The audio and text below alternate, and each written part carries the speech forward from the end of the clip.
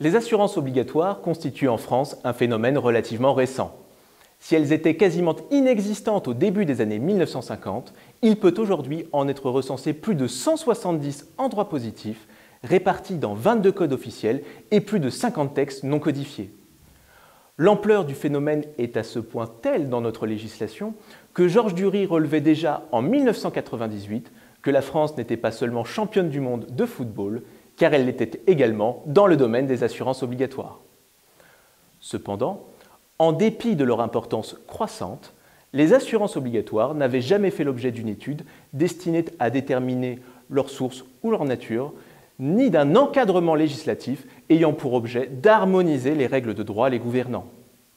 Il en résulte actuellement et nécessairement de très profondes disparités et incohérences entre les différentes assurances obligatoires, ce qui nuit de manière générale à leur efficacité et donc à l'indemnisation des victimes.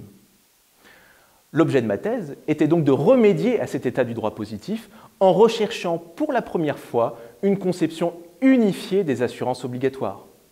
Autrement dit, le but de ma thèse était de proposer une théorie générale de l'assurance obligatoire déterminant uniformément ses sources, sa nature, ainsi que son régime juridique.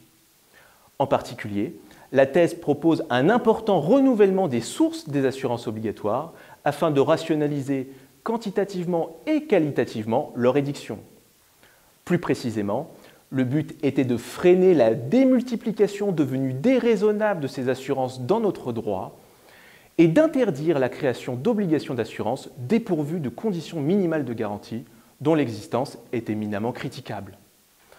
La thèse propose également la création d'un droit commun des assurances obligatoires dans le livre 2 du Code des assurances, qui serait composé de 15 nouveaux articles et instituant tout à la fois un nouveau régime de souscription et de garantie commun à toute assurance obligatoire.